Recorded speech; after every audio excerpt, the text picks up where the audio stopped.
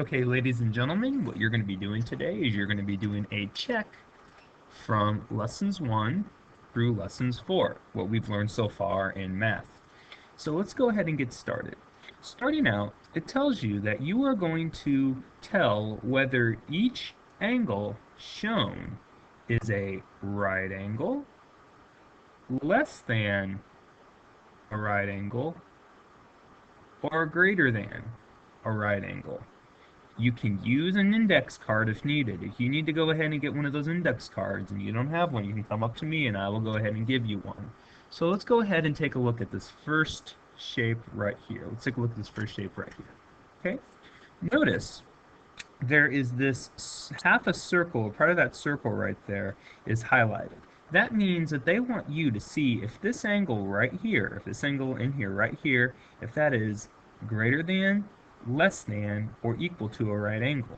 Remember, if it is greater than or less than a right angle, a square will not fit inside of here. Okay? So then when you figure out if it's greater, right, less, or greater than, this is going to go right here. So again, you're either going to go ahead and put right for right angle, less for it being less than a right angle, or greater, meaning greater than a right angle. And that's going to go down here on number 1. Okay? You're also going to go ahead and do the same for number 2, except this time, take a look here. Notice again that half a circle. That's right there. You're going to go ahead and show me that right there. So that's the first steps to doing number 1 and number 2. So go ahead and do that. While you're doing that, go ahead and pause that so I don't get too far ahead of you. Okay, now we are on questions 3 and 4. So here are the directions for 3 and 4. It tells you to describe each shape. So you're going to remember when it says the word describe, think about what describe means. It means you're going to go ahead and tell the attributes of each shape. So we need to think about the attributes. And of course, when we think about the attributes, we're thinking about the number of sides, and we're also thinking the number of angles. Okay, so that's the first step. We're going to go ahead, like on number 3, we're going to take a look at number 3, and we're going to think to ourselves, okay, how many sides are there and how many angles are there? Or what can you tell me about the sides and angles? Are there any right angles right there? Okay, that's the first thing.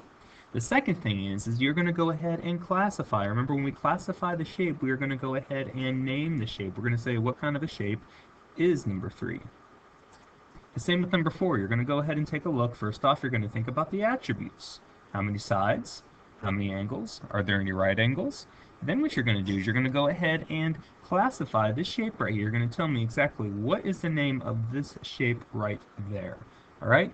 And you're going to go ahead now. You might be noticing right here in number 3 and number 4, look at all these extra lines right there. Don't get confused by those lines right there. They're basically giving you a lot of room right there. So like on this first line, if you want to, you can go ahead and put in the number of angles. The second line, you can put the number of sides. In the third line, you can go ahead and classify the shape or tell me what the shape is. The same with number 4.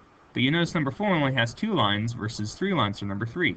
That's not a big deal. Just go ahead and put 2 of your answers on one of the lines or on the bottom line right there. So don't let all these extra lines confuse you. They're just giving you a lot of room to write your answer. Okay? The biggest thing you have to do is figure out the sides and angles, meaning the attributes, and then classify the shape.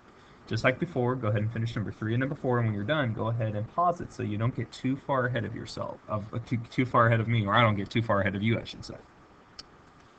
And you are almost done, ladies and gentlemen. You just have number 5, 6, and 7 to do. So let's go ahead and get down with number 5 and number 6. Number 5 and number 6, they tell you to describe. Remember, when we're describing, it's just like before. We're describing the attributes. We're figuring out the sides. And we're figuring out the angles of each quadrilateral. Now think about what that quadrilateral means. I'm not going to tell you because I would give it away, but I want you to think, what does quadrilateral mean? Then you're going to go ahead and classify the quadrilateral. You're going to tell me, what is the name of this quadrilateral? What is the name of this quadrilateral? For this one, ladies and gentlemen, I suggest that you get a ruler to help you figure out the lengths. And I would do this one in centimeters. Okay, so you're going to need a centimeter ruler to figure out the lengths. Now here's the deal. And now number 3 and number 4, you were able to tell me the number of sides, and that's okay, but this time we're going to go a little bit deeper. I want you to tell me, I want you to use words. I want you to use words in here like equal, parallel, okay? Use words like equal, use words like parallel, use words like right angle, okay? I'm not going to accept you just putting down there are 4 angles. Well, yeah, there are 4 angles on both of them. Yeah, there are 4 sides on both of them. That's true.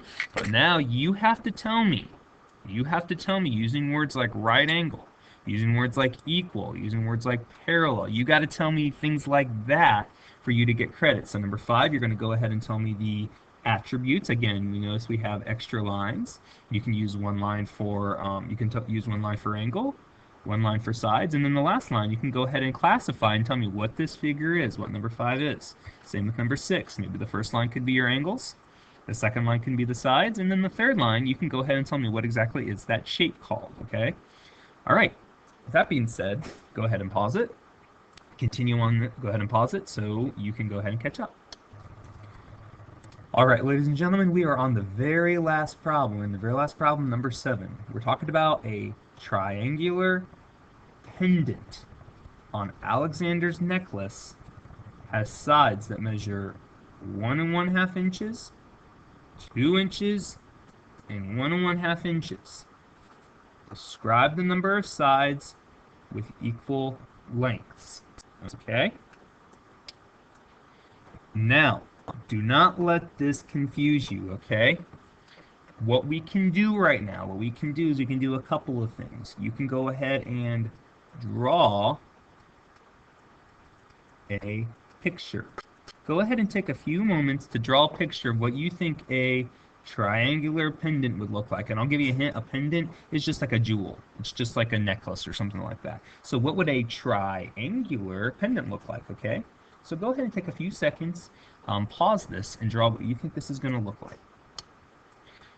Alright, if you do a picture of a triangle and maybe a little rope around it for the actual necklace part, that would be fine. Again, they're asking for a triangular pendant and they just wanted a triangle right there. So now, what we have to do is we have to figure out the sides that measure, one of them measures 1 1/2, another mentions 2, and another equals 1 1/2.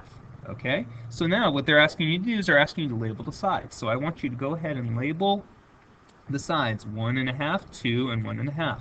Wait, but Mr. A, what if I didn't draw something that equaled that? Well, I'm okay with you just labeling it without drawing. Like, if you want to make this one 2, then what are these going to be? Well, these are going to be 1 1/2 right there. Okay? It doesn't, for this drawing, you don't actually have to be very specific on your measuring, because it doesn't actually say to measure it out. It just says they want you to make a drawing of it. So here we have 1 1/2 this way, and 1 1/2 this way, and then 2 on this way. So then all they're asking you to do, I mean, you've done the hard work now. All they're asking you to do is they're telling you to describe or tell me the number of sides with equal lengths. Okay? So your answer, the number of sides with equal lengths, is going to go right there for number 7. Okay, again, don't make this too hard. Think about it one more time. Tell Mr. A, write down for Mr. A, the number of sides with equal lengths. Okay? When you are done with this, you need to include your name on the top of this paper. Please make sure you do this. Then you're going to go ahead and give this paper to Mr. A, and when you're done giving that to Mr. A, you can go ahead and do extra math,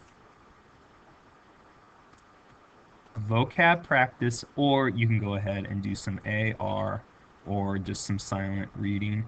I will leave it up to you. All right, ladies and gentlemen, thank you for your time, and I'll talk to you later.